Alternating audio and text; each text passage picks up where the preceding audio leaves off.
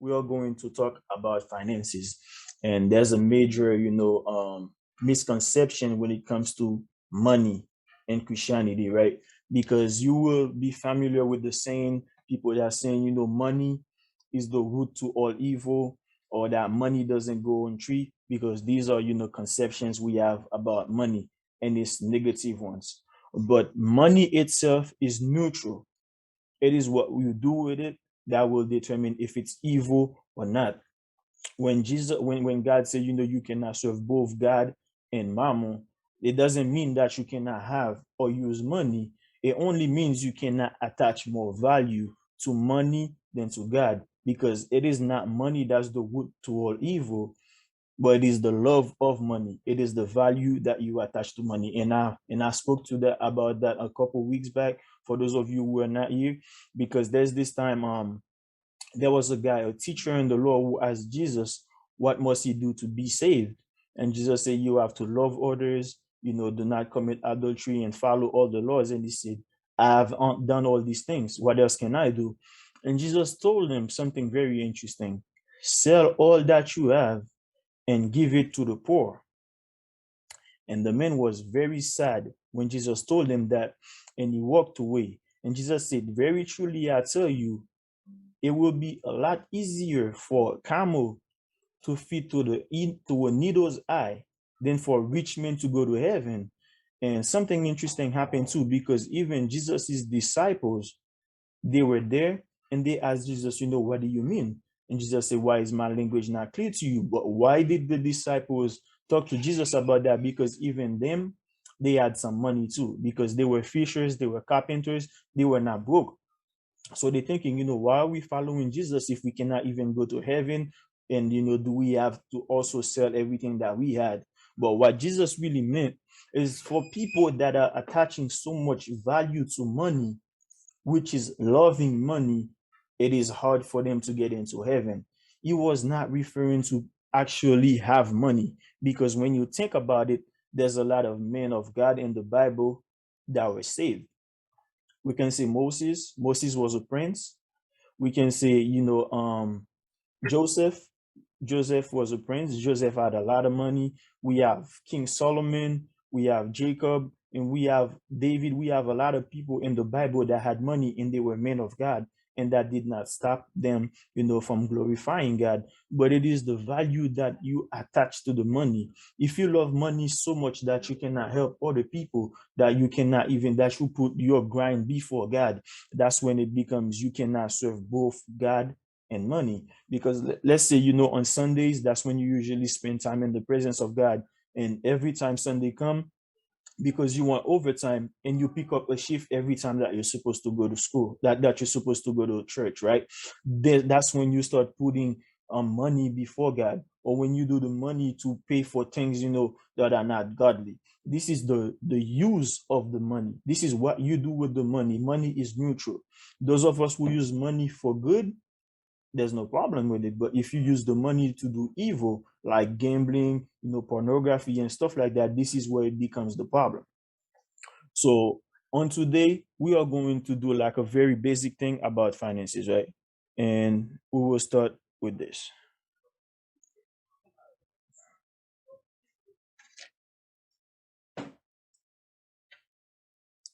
Can you guys see what I have on my screen?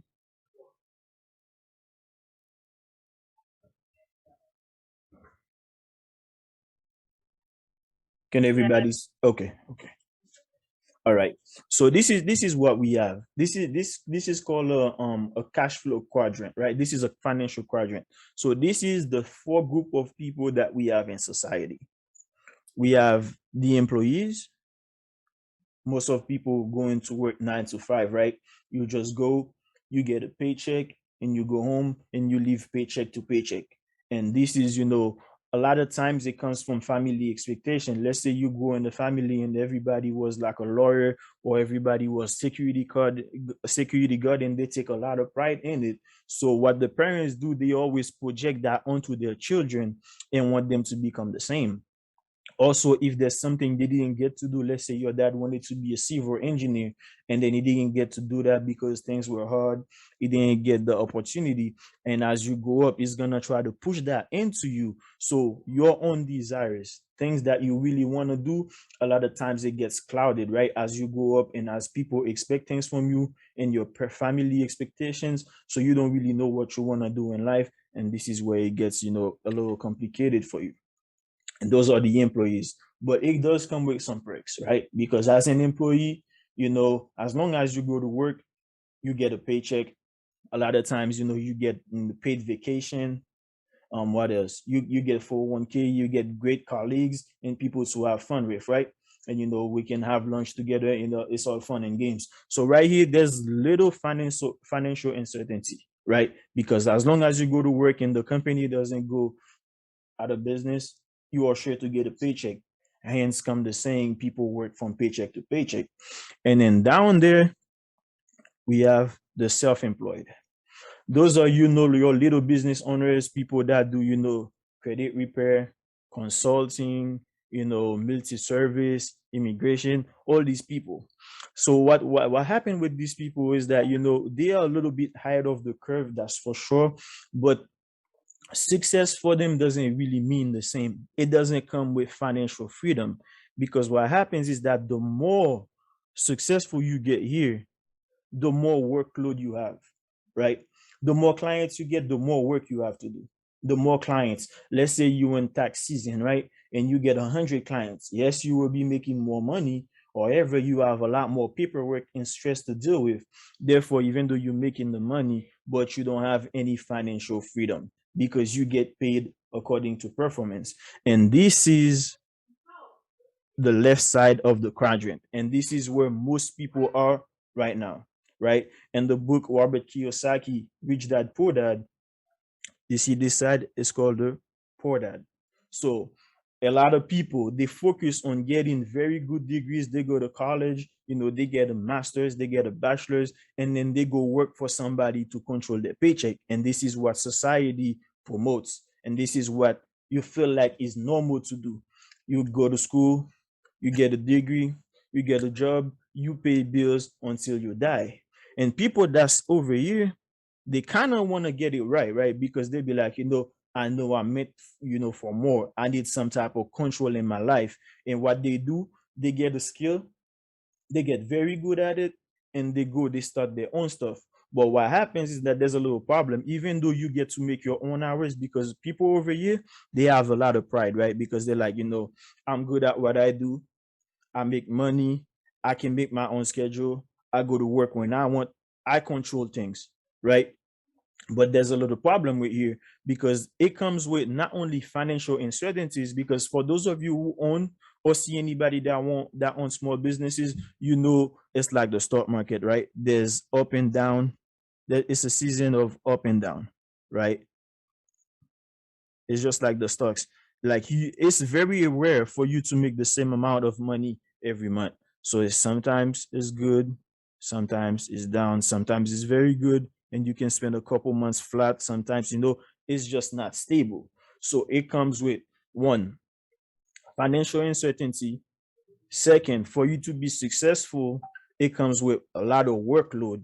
So the more money you make, the more successful you are. So you are to work more. And thirdly, you have a lot of competition, because think of it, how many people are trying to do your income tax when the season comes?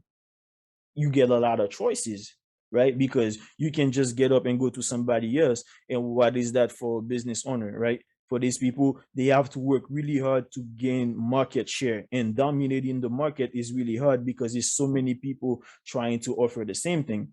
When people are on this side, it's very hard for them to move to the right side, which will be the rich dad. This is where you really make money. This is where the big money happens, on the right side of the quadrant. Why? I will get to this in a second, right? So I just want to make sure you understand here. Over here, you just surviving. When you are on the left side, you just struggling to make it.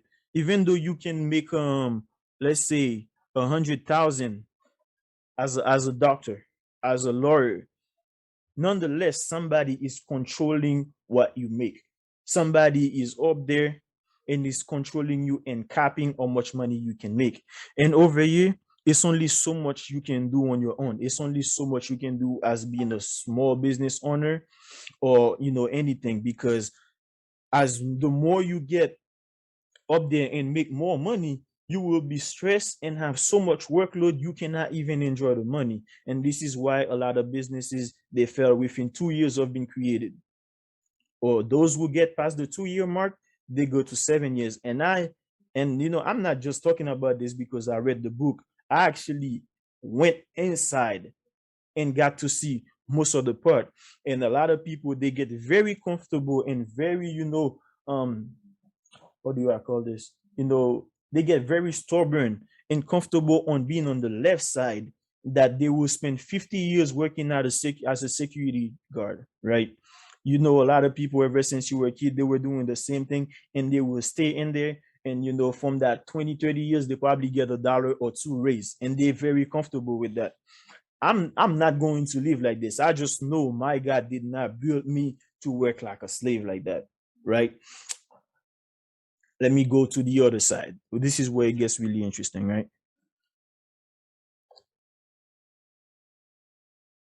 Oh, I'm sorry.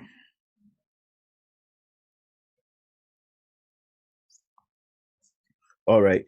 So over here is the business owners. What is that?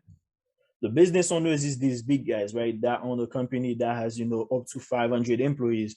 For instance, we have McDonald's, Best Buy, Walmart. These people. Let me tell you, how many times have you walked into a Walmart and you met the CEO? How many times have you seen, McDonald's at his own place? How many times have you walked in the store and see the owners? I mean, I know I never seen them. Why? Because these people, they are looking for people who are smarter than them to want to run their businesses. And who are these people? Because you focus on excelling. Over here you have a master's in business administration. Over here you specializes into income tax and stuff like that, so you get really good. But these people are the one controlling how much money you're making, because you work for them. Can somebody please mute? um, I'm not. Oh, hey uncle. Yeah, so these people, right, they focus it, they right here, they control how much money you're making. And this is your 9 to 5. And these people, most of the time, they are absentee owners. You don't even see them. They're just out there somewhere, and maybe, I don't know, in Dubai, sipping on a drink. And their company is working. They put managers, and they put, whoever is in charge, COOs, to control the company. And what they do, they are looking for people who are very smart, and people with, PhDs, and they just capping your money. They say, you know what, this guy is going to make me about $2-3 million in sale, but I'm only going to give him 80K. But just because 80,000 sounds more than what the average people are making, which is maybe, I don't know, 25,000 a year, but they give you 80,000, and you feel like, I'm doing right. And then what, you are generating them $3-4 million, but you don't see it because you stuck on the left side. You can't really see what's going on. And them, this is what they do. They are using this. They give you benefits. They give you paid vacations, because how much is that really costing them to give you 10 days off? This is not costing them anything. So over here, and I understand it's a lot harder for you to come from the left side and jump on the right side. I get it, because to be a big business owner, you need a lot of capital, right? And then I know we're not just gonna come across this money. Therefore, you would be right to say it's not fair to say that. But I can't say this and not give you and not show you a way out, right? And that would be here, investors. Because there's a perk of being an investor, right? You go and get to use all these people money to make your own money, because these people here, they use these people to make their money, but you as an investor, you can use the company's money, hence the stock market, right? When you invest in Apple, what happens when you invest in Apple?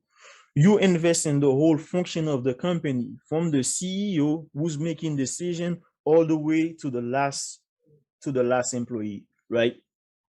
And this one, it comes with a lot of risk, and this is why people hate it. People hate taking risk. But I want to tell you that taking risk is biblical, not only for us as Christians, right? But I want to tell you that taking risk is biblical. I will show you that verse in a second, because I don't want to get out of this, right? So you can use as an investor, you can be on this side and this side. And even people in here, the big business owners, they buy shares of their own company for growth. But as being in here, how do you get to the right side of the quadrant? Well, you can take some money out of your paycheck and invest in stocks. It doesn't matter how much you can, because there's all kind of different stocks. I mean, I gotta say this is not financial advice, right? If you would like to know more about this, you gotta go to somebody, that's a professional. I'm just giving a general, study and information on that. But you can take money out of your paycheck and actually invest in a stock and hoping for a return, because even though you can see the stock market going up and down, but the general trend is upward.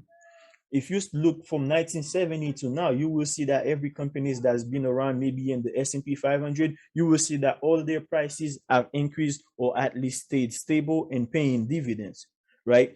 You can, as you take some money out of the money that you make, your revenues, and invest. And here is the quickest way to become financially wealthy.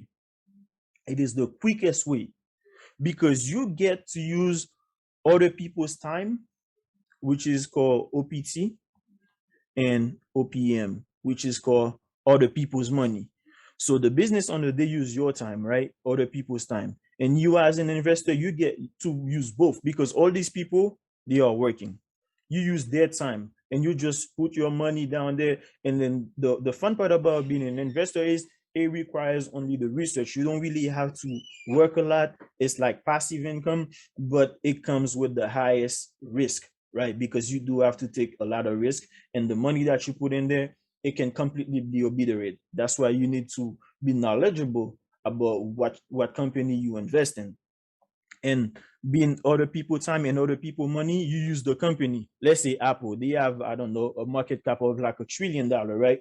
And then you buy a stock of Apple, maybe $200, and 2 years later it's probably worth $600. So you making money off of them making money. And this is how you can get to, because if you see from last year, out of the quarantine until now, there's a lot of millionaires that's been made just investing. I know I have me and a lot of friends, we invest in crypto, and it can blow up and make you maximum return on investment. The stock market gives you 7%.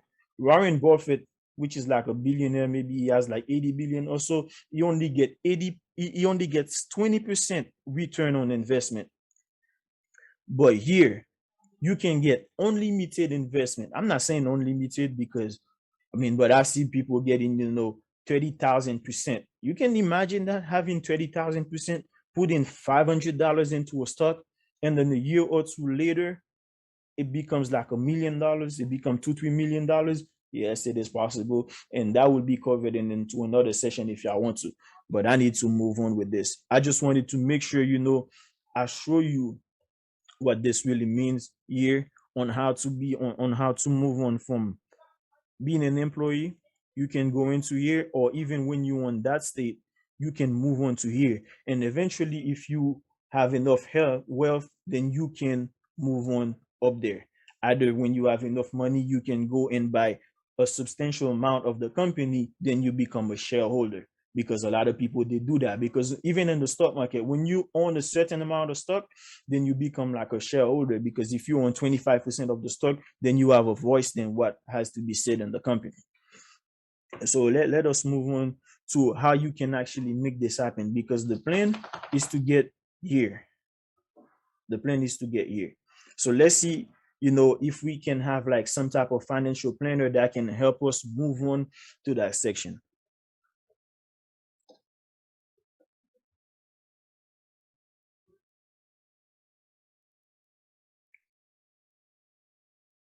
And this is what I was saying by investing is biblical. Ship your grain across the sea. After many days, you may receive a return. Invest in 7 ventures. Yes, and 8. You do not know what disaster may come upon the land. And I'm pretty sure that that was a vivid example when COVID happened. For those of you, for many people who only had one stream of income, which was their job, and they told you you couldn't go out anymore because you were not an essential worker, what happened? Wokeness, right? And the Bible said that it is not wise to have all your eggs in one basket. It says, ship your grain across the sea. After many days, you may receive a return. What is he talking about here? He's talking about investing your money. Investing your money, because it's not like a quick scam. Like people be saying, give me $500 in 2 hours, I'll give you 1,000. Oh, please. Please do not ever do that. Do not ever do that, because you will never see that person or the money again. But it says, ship your grain across the sea. What does that mean? It's just like you cast your bread upon water. So it may come back, it may not. But investing is biblical, because when you put it, say after many days being what? It could be a year, it could be 3 weeks, it could be a month. You have to do your research and know, if I invest in Apple, and how long am I expecting a surge? Do they have some type of product coming out that I can make profit off of? It's a ship your coin across the sea. This is what it means. You invest part of your money into something and hoping for a return, but you have to do your research on that, right? Because you do not know what disasters will come upon the land. I'm gonna give you a vivid example from the beginning of all creation. When God created in the Garden of Eden, it had 4 rivers. I do not remember the name, but it had 4 rivers flowing through it. You know why? Just in case one of them dried up, the garden would not, it could still flourish. So that's why the Bible says you should have up to 7 stream of incomes. Yes, invest in 8, because you don't know what's gonna happen. Maybe your company, the company you work for, maybe they have new management and they're cutting people down. Maybe they're not meeting their quota and they have to cut people down. So you have to have other things bringing you money so you don't get in trouble. This is what I mean. That's what I say. That's why I say, investing, it is biblical. So let's go into like showing you what it would look like to have a financial planner, right?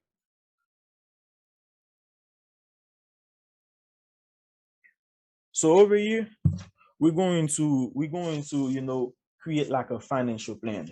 And what that means is that it's called a financial quadrant. We'll do it together, right? We'll do all the calculations so that you can see, and that hopefully you can do it on your own and see how you can manage your money better, and hopefully get out of that left side and jump into the right side. So we have a quadrant here.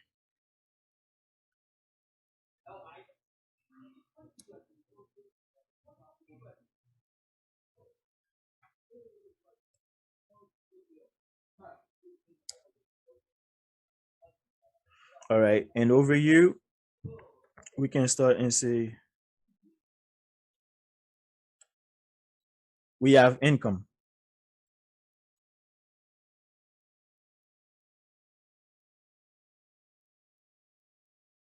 And excuse me, my handwriting terrible because these e-pens are not really easy to use.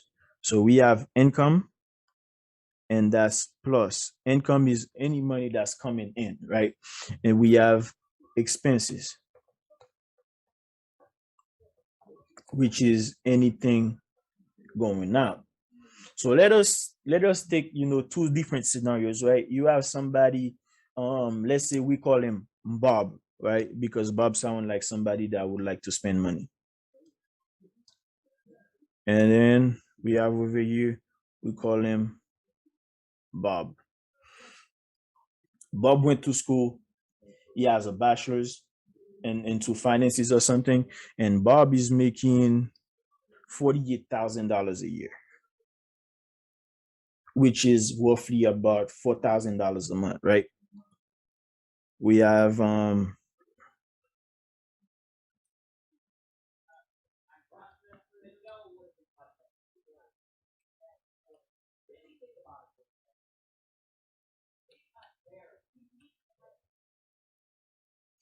okay, that's income, right? And that's the only thing he has because he went to school and now he's working at the bank, after finishing from school. And then now it's like, okay, I'm balling, I'm making 48K a year, and I'm making $4,000 a month. But there's one thing we fail to realize. A lot of times when you're making $4,000 a month, you don't think about how much taxes you get, right? Because you're probably in the 12% tax bracket, and people living like they making $4,000 a month without subtracting what the IRS is getting from them. So in this case, right, we have his number one expenses is his taxes, and I'm not gonna do the math, but approximately, it's a 12%, so maybe like $480. That's his number one expenses. It is not thinking about that. He's not thinking about that. Number two, what we have for Bob,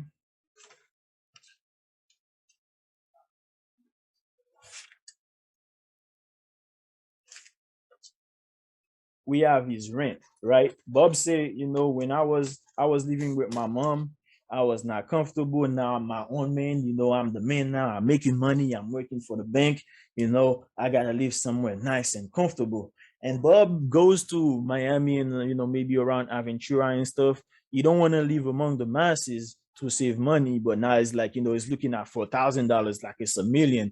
And Bob is like, you know what? I'm going to get me one of these nice condos, and then I'll probably stay there, and then how much Bobby's paying for rent? Bobby's probably paying like 2,100 for rent.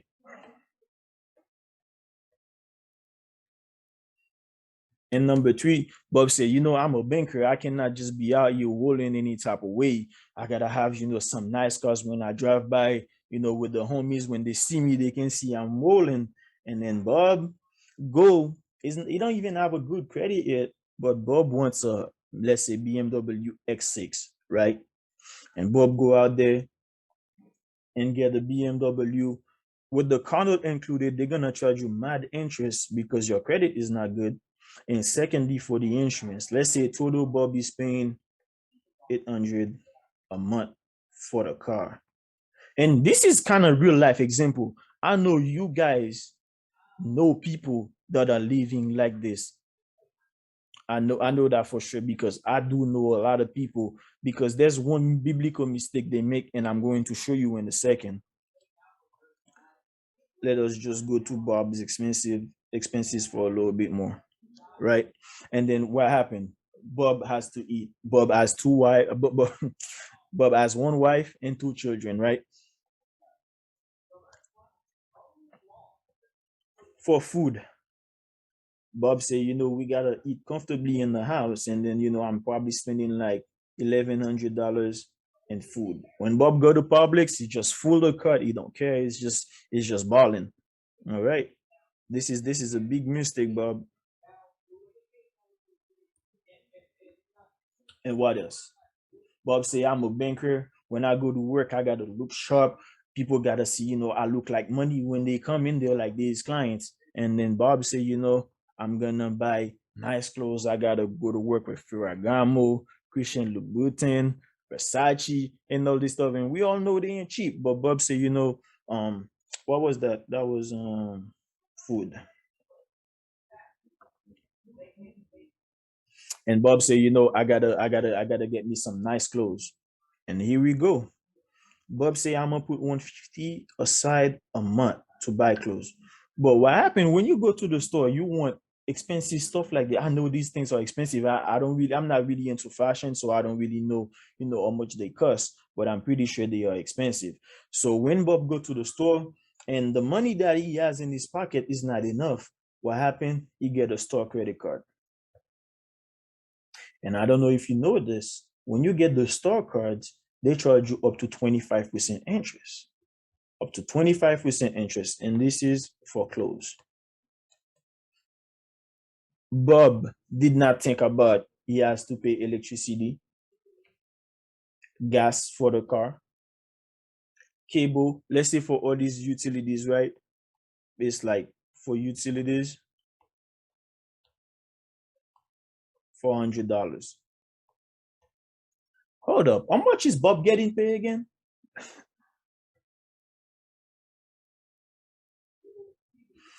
Let's just do the math real quick because this is absolutely insane. This is Bob. Bob is getting paid $4,000, which is not really 4,000 because you gotta remove the taxes. Bob is getting paid $3,520, $2,100 for rent, $800 for the car, 1,100 for food, and $400 for utilities. Plus, let's say when he went here, right, and he ended up buying a whole lot of clothes. He got the credit cards, and now he racked up a $10,000 loan, right? Because that's easy to happen when you're dealing with credit cards. Before interest, the main loan will get up to $10,000 real fast, and now before you know, you're gonna have to pay maybe like $250 a month, right? So let's add that. So in total, Bob is already up to $5,030. Think about this. How many times have you seen people that spending way more than they're earning? They're living beyond their means, right? Because they want to get caught up with the trend. They want to have the latest stuff, the new Jordans, Christian Louboutin, and all this stuff. And they forgot how much money they're getting paid. This is a big mistake, right? So one thing that Bob does not have, there's two critical things that Bob is missing. And this is what I believe a lot of people, this is where they make the mistake at, right?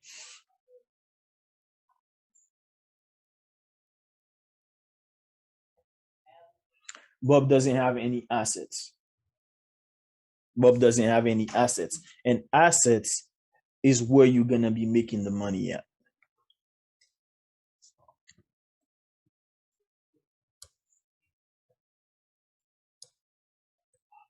Oh my God. All right.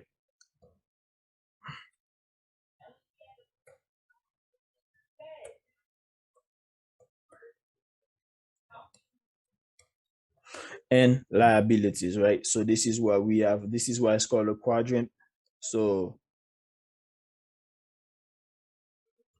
it's income, expenses, asset, and liabilities. The game of wealth is played down here, right? The lower quadrant, this is where it's at. What is an asset? An asset is anything that's bringing you money, that's putting money in your pocket now or in the future. Assets generate money now or in the future. And liabilities is the exact opposite, right? It can take money now or take money out in the future, right? So let us see Bob as zero assets. Beside his paycheck, there's nothing else that's bringing in money because he's so focused on being flashy and living a very nice life. This is how Bob doing it, right? And liabilities, what does he have for liabilities? Well, he got a couple things going for him. We have the car, brand new BMW X6, 2021, probably goes, I don't know, maybe for 50K. He put $2,000 down and they're charging him mad extra. So he has a $48,000 loan. Is minus 48,000, right? And then secondly, the credit card debts loan. I mean, CC, 10K. And let's say, because he's always short like $1,000 every month because he's spending like $1,000 more than what he's getting paid. So he ends up sometimes having to borrow money from friends, right? And now let's say he has loans for friends for like 5,000. So if you look at this, right? How much money is Baba already down? That's his net worth, right? Is minus 58, 63K. And how much was he getting paid? How much is he worth, right? He's only getting 48,000. 48, sorry, 48,000. How do you end up with $63,000 in loan and debts when you're making only 48,000 a year? And this is the mistake a lot of people make. And unfortunately, when you owe the government, they can seize anything. That's why some people, they get their car repoed, right? They repossess your car and stuff like that, because when you owe the government, they're gonna take that money regardless. So this is where a lot of people get trapped, because they don't know the state of their finances. And this is biblical. You should know the state of your flocks. This is it right here. Bible said, be sure you know the condition of your flocks. Give careful attention to your herds, for riches do not endure forever, and the crown is not secure for all generation. You should know the state of your flux. They're saying flux because back in the days, your finances and riches, they were tied to lands, livestock, and all this type of stuff. But now it's a money game. You have to know how much money you're making and how much you can afford to spend. Because like Bobby's always like, spend. I gotta get Comcast, spend. I gotta get a new car, spend. Clothes and everything. Bob, going to the club, spending, spending, spending, but he never takes the time to look how much am I really making. Why? Because he has the credit cards. Once he go in there, he has a credit card. He just swipe, swipe, and the company, they like that. Before you know it, you're gonna owe $10,000. Do you know, for most companies, let's say like for the stalkers, like Nordstrom, Macy's, Sephora, stuff like that, when you go in there, they charge you 25% interest. That means on a $10,000 loan, you're going to be paying 25% interest. And this is interest. You're not even touching the main thing. This is only the interest you're paying. That means that 10,000 is still there. And that 250 a month you're making is not going to budget. And what's going to happen? You're going to be frustrated. You're going to be in debts. And this is why people get suicidal and they say money don't go in tree. I'm not born for this, blah, blah, blah. But it's discipline. You're lacking discipline. So this is why this says riches do not endure forever. Just likewise, you can have 10,000, 100,000, $1 million. If you do not take care of your ship, it will eventually go out, because it says it's not sacred for all generation. And the second part of the verse is what the investment is about. It's saying the lamb will provide with clothing and goats with the price of a field. You will have plenty of goat's milk to feed your family and nourish your female servant. So the lambs is your paycheck, right? This is where you go, you get to use to put money on the table, to put food on the table, to pay your rent and stuff like that. And the goats is the investment.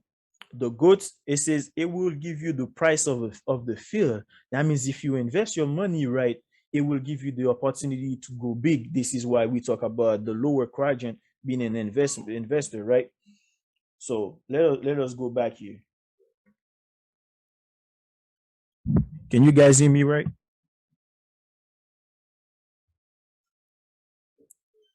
Can you hear me? Yes. Okay, okay. All right. Thank you for letting me know. Okay, so now this is what we have here. And because investing, you can see this guy is not respecting any biblical principle, right? He's just out here chilling and balling like most people do. But now let us take another concept, right? Another scenario.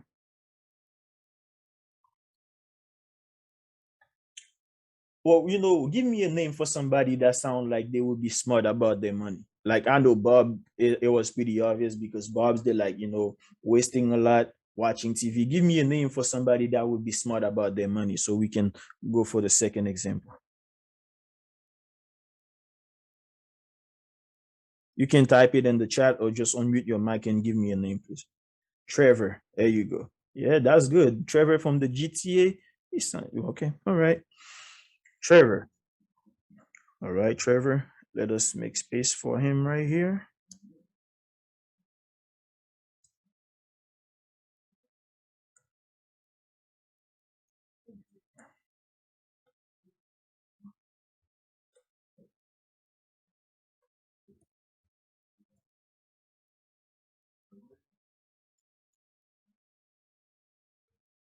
Trevor sounds like a smart guy, right?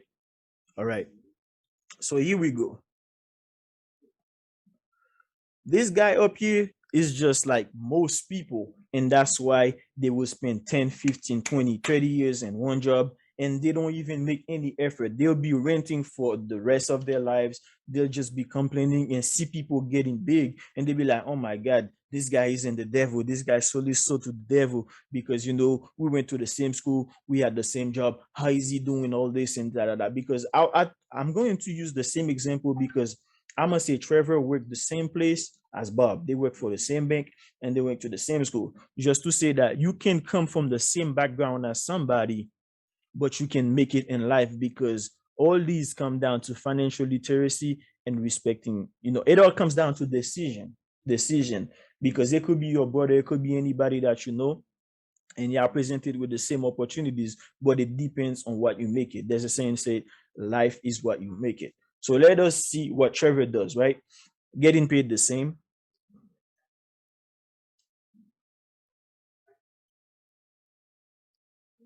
income, right? And expenses. Trevor getting paid the same, about $4,000 a month. Same tax bracket, $480, right? But Trevor is a smart guy, right? He just got out of school, he got his first job, and he want to start small because he has a plan and he respect biblical principles where it says that in the Bible. Let me share that with you real fast. It says, honor the Lord with your possessions, and when the first fruit of all your increase, right? That means pay tithes. 10% of everything that you make, it belongs to the Lord. 10% of all your earnings belongs to the Lord. So this guy is smart, right? Trevor said, all right, after paying my taxes,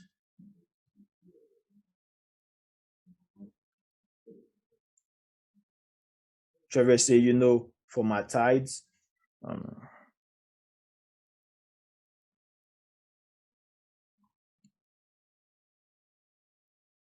they said tithes and offering. Let's say he approximately paid the same, right? As the taxes, he say he put $480 away for that. And then third, a major mistake that people make is that they will pay all their bills. They will pay everything and everybody else but themselves. You the employee, you have to pay yourself first. You're the first person. Well, not first in this case, you be the third because you have to pay taxes. A lot of times they get deducted before you even see it. And then you pay God, you honor God with your tithes. You have to pay yourself first because a lot of people say they will save, but only when they done paying all their expenses, if there's a little thing left, they will put it in their savings. It doesn't work like this. If you used to do that, I urge you to change your ways because you're supposed to pay yourself first. And the minimum for that is 10%. So let's say in this example, he puts $480. Let me make this clear. Share some. Okay. You say I'm cutting off?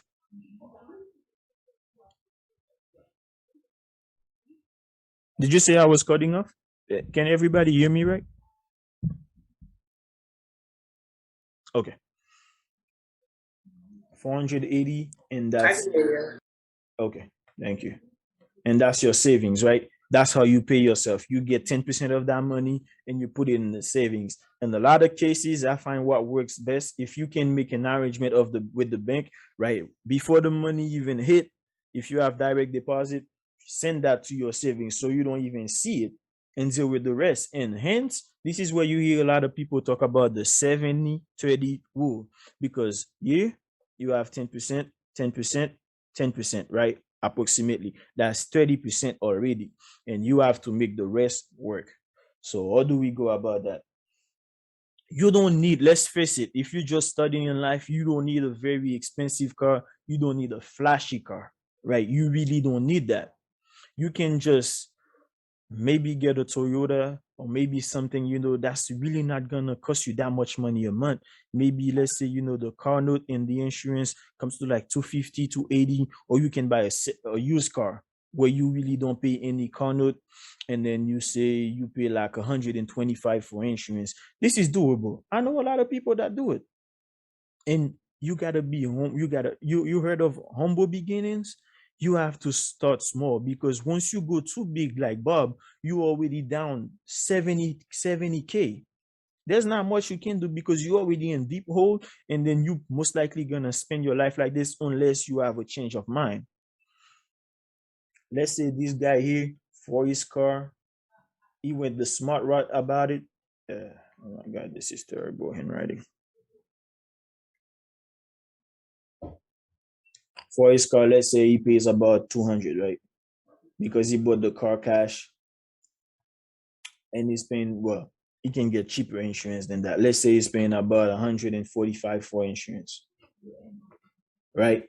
And he said, I already had clothes. I can use the same clothes I used to go to church, to go to work, because if you already had clothes, there's no need, just because you work at a bank now you gotta wear all designer stuff. I don't think so. For clothes, zero. That's an expense he doesn't have. And compared to the other guy, he's ahead of the curve.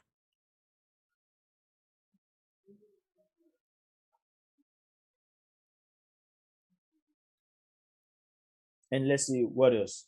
He only got a little credit card where he's only paying like maybe I'd say $25 a month, because he doesn't really use it. He's just using the credit card to build his credit, right? So this is very, very low. Let's say his CC, he pays only maybe $25 for it. And then he has life insurance because he has a wife and two kids, just in case something happened. He gets a life insurance for like $500,000. This is really cheap, because the guy is young, probably like 25 years old. You get to pay like $20 for it a month. If you look at his expenses compared to the other guy, is spending significantly less, way less, right? Compared to over here. Look at that. $800 car, $1,200 rent. I didn't put rent down there. Okay, let us add rent for like well, let's say, I just gonna live a regular neighborhood where most of the time the rent is like,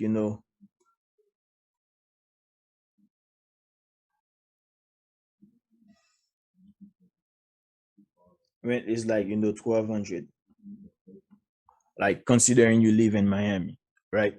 So this is what it looks like. But now he's gonna do something very, very interesting. I'm going to show you where the wealth can come from, just by having the same job as everybody else. If you're able to manage your finances in a certain way, because the Bible says, know the state of your flocks, know your finances. When they send you the bank statement, take a look at them. Don't just throw them away, because the millionaires, when they spend on average 4 hours a week just studying their finances. Warren Buffett, all these people, they spend time in their finances. When they send them bank statements, they look at it. If something is charging them high interest, they look at it. They know, and they're gonna try to consolidate and diminish those interests. So the first mistake the other guy made, he didn't know anything about his finances. He's just spending, having fun with his friends. But since wealth game is played down here, which is in the assets and liabilities, right? We have assets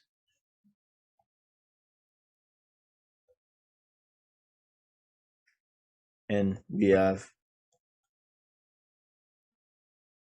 liabilities, right? So, what liabilities does this guy have? Let us take a look. Not much, right? Everything is just regular expenses. He doesn't really have much liabilities on him. So now it's just free for now. He doesn't really have any liabilities because he's being smart about his money. Not that he can't afford. I mean, there's a difference between having it and being able to afford it. But now he's just playing it safe.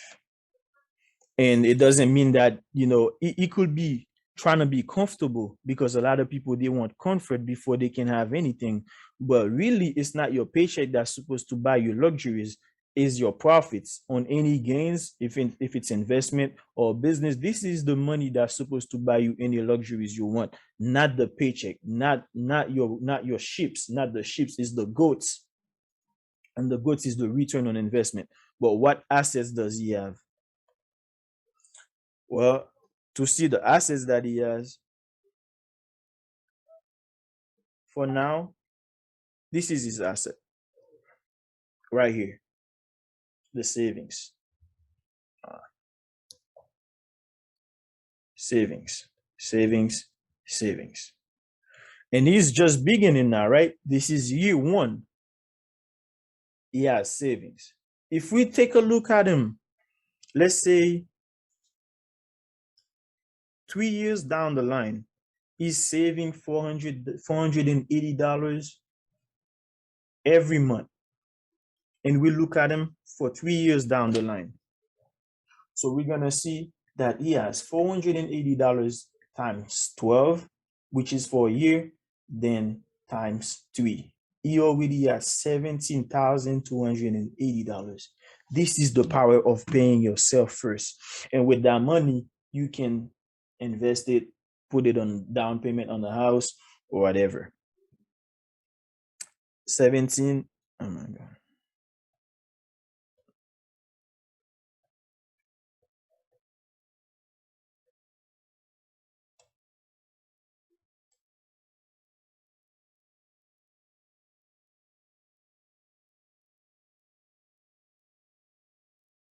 17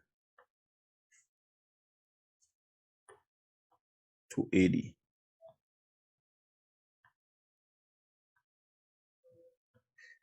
And that's cash.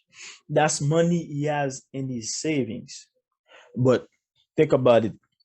Whether you say, oh my God, it took him 3 years to save that money, he can actually take his income tax instead of blowing it at the mall like other people do, and add that money to his savings as well. But regardless what you do, time is still going to go by. Whether you save the money or not, the 3 years still gonna blow by if God, allow you to be here. So you might as well make it useful, right? Just putting that money aside as of your saving, even though things are hard, but you be disciplined in that, and you save $480 a month. In 3 years, you have $17,000. What can you do with that money? I'm glad you asked. You can actually be smart about it and go over here in the asset column, right? And you said, okay, I know, things are a little tough right now, but I can actually use that money to put a down payment on the house. You put a down payment on the house. Let's say the house is, $300,000 worth, and then you have 17,000. You only need about 3 to 5% to get your first house. And let's say you put 15,000.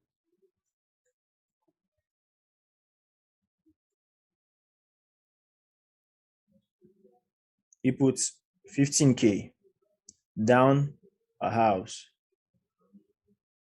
No, it's not supposed to be. I'm sorry. So the house, because the house is not paid for, right? It's still part of a liability because he has to pay his mortgage.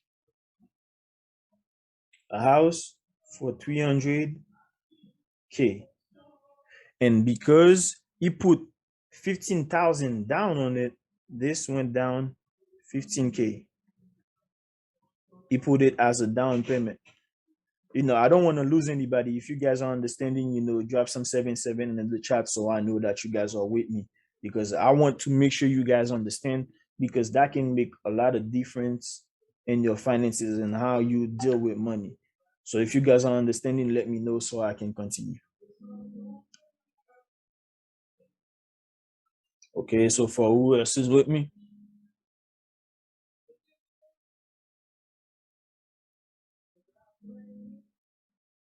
Everybody else here? You guys are lost?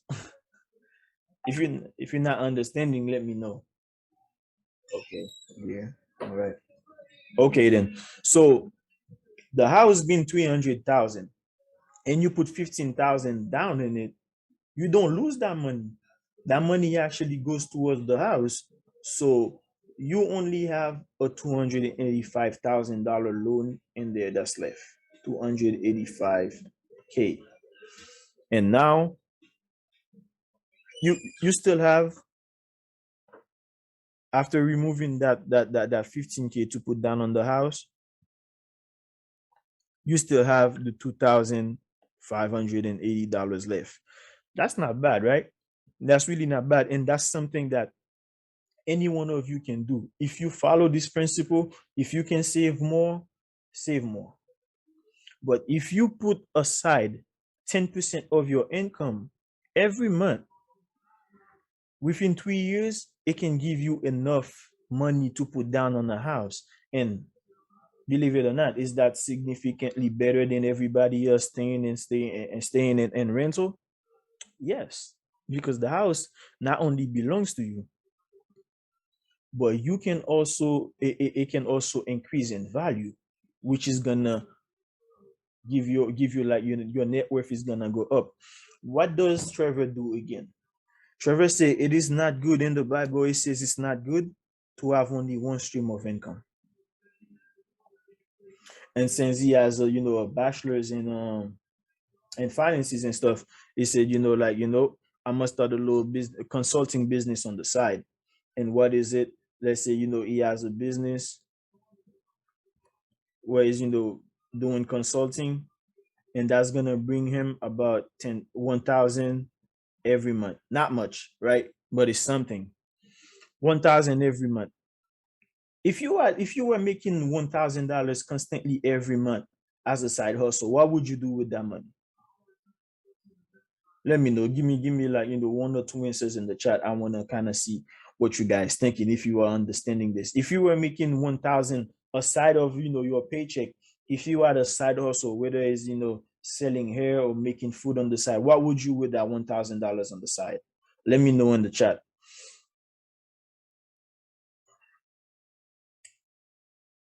Stocks. Very good. Okay. All right. I'm glad you guys are understanding this.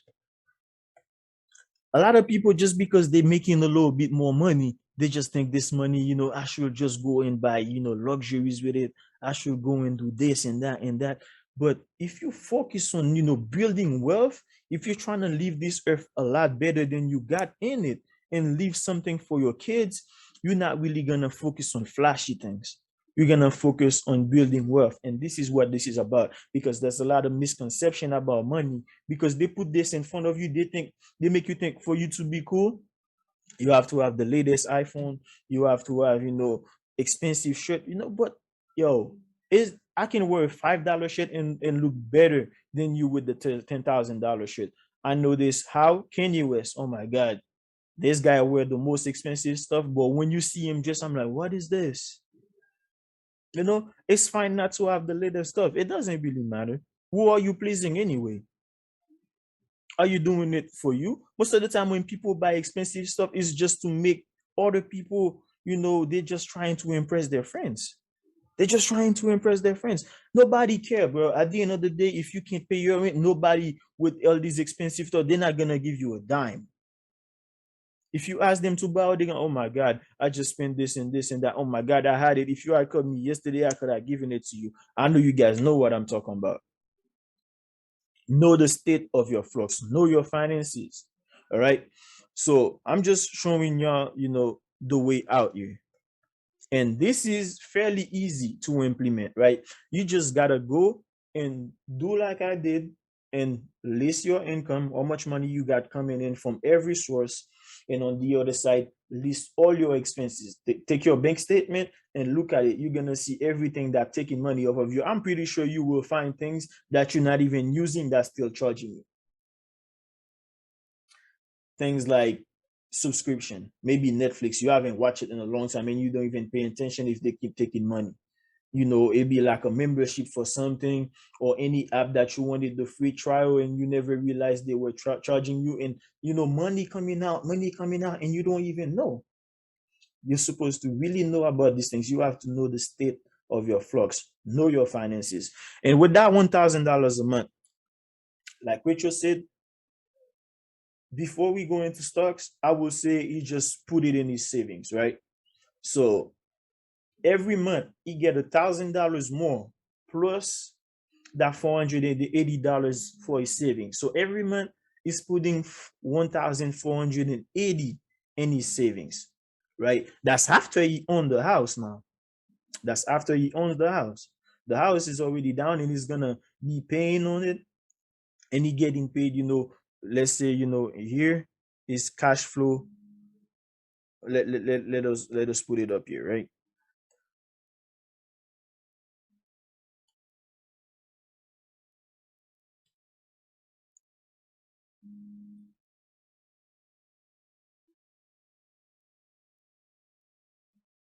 I'm doing the math just so you can really, really get what I mean. I could just say it and not show it. At least I could really just talk about it. But when you learn, like, visual learners, when you see and hear, you can really, picture things and see it into your own things, right? Because I'm pretty sure you seeing the math and you can kind of, doing, and you already doing the math in your head. You know what? Okay, I'm probably gonna do this too. I'm probably gonna do this too. This is the whole purpose of me doing the math, so you can see it's relatable. It's not something that's far-fetched out there, that's out of your reach. No, it is not. It just takes discipline, and this is the way to get to it. You have to know what you spend on, and you have to know what's bringing you money. So now he gets that much money in his savings, right? And he has the house, he lives in it, his wife is in it, and stuff like that, right? And then let us take a look at him. Let's say 5 years later. In the meantime, Bobby's still out there, racking debts and still doing the same old. Nothing changed.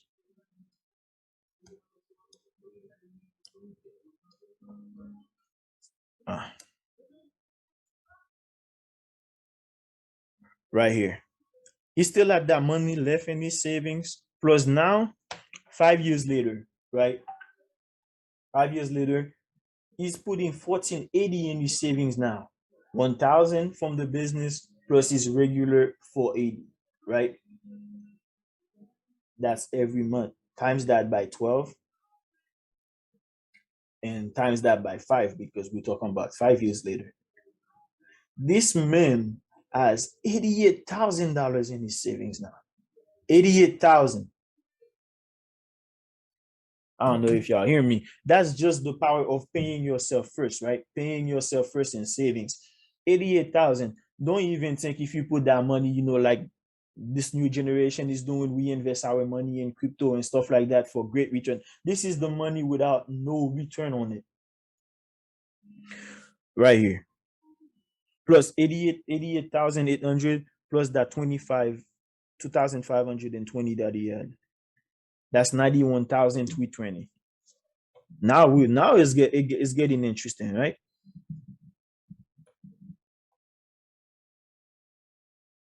Man, my handwriting terrible with this thing.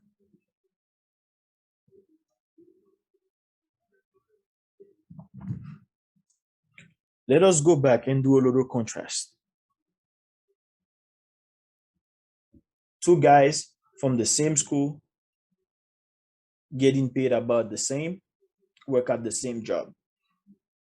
One is minus $63,000, and the other one now not only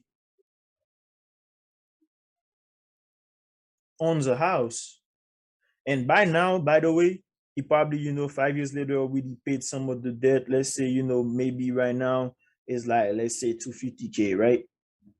And something interesting happened too. Not only this guy is plus 91,000 just out of his savings, But something interesting happened with the house. The house increased in value from 300,000. The house is worth 500,000 now, about 5 years later, because that's why it's called an asset. The value increases.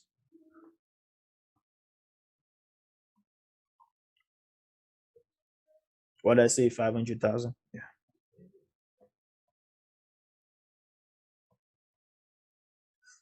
Now, these are two different people now because their finances are not looking nothing alike. And one thing you have to see, if you just put them standing next to one another, Bob will look rich compared to Trevor because Trevor doesn't care about flashy things. He drives a regular Toyota. He's living in a decent neighborhood, a regular apartment, I mean, a regular house and stuff like that. But when you see Trevor and when you see Bob and outside, Bob has Louis Vuitton shoes, Versace belt, driving a flashy car, nice clothes, everything. Bob is balling. But when you look at it in reality, it's just a front because when Bob is home, they cut his electricity because he doesn't have enough money to pay it. Sometimes he struggles to put food on the table. His nice car, he run out of gas for it because he doesn't have money. He end up having to borrow money from people just to put gas.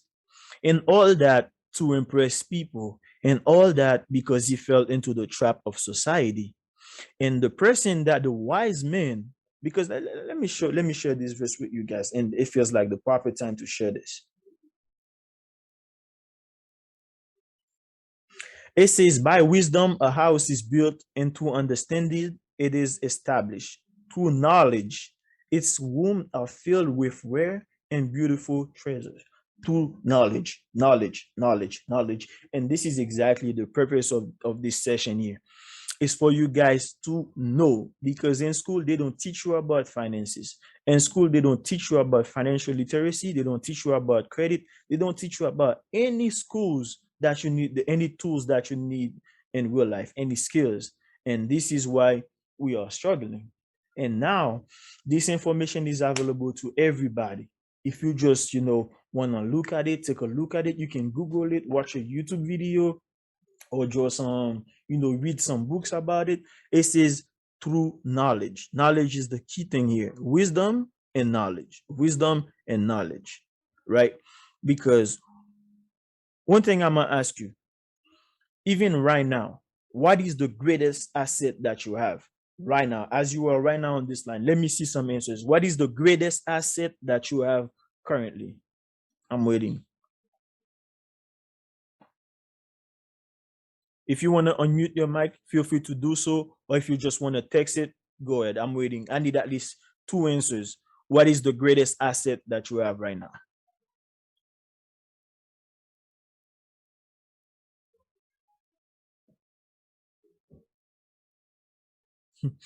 There's no wrong answers, guys. You can just feel free to say whatever you want. It doesn't matter if you're wrong or right, because we are here to learn, right? Okay. Nobody don't want to say anything. I'll give you all the answers. Stocks. That's a good one. What else? After stocks. Rachel says stocks. Anything else?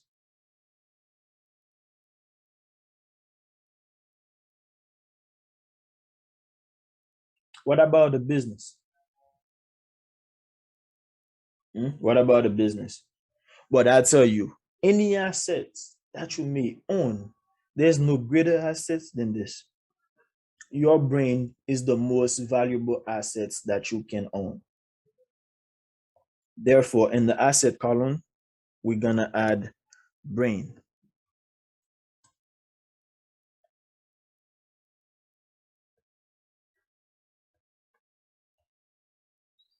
And how much is it worth? Oh, I don't know. Lots of dollars. Uncapped. Uncapped. Uncapped. With that being said, invest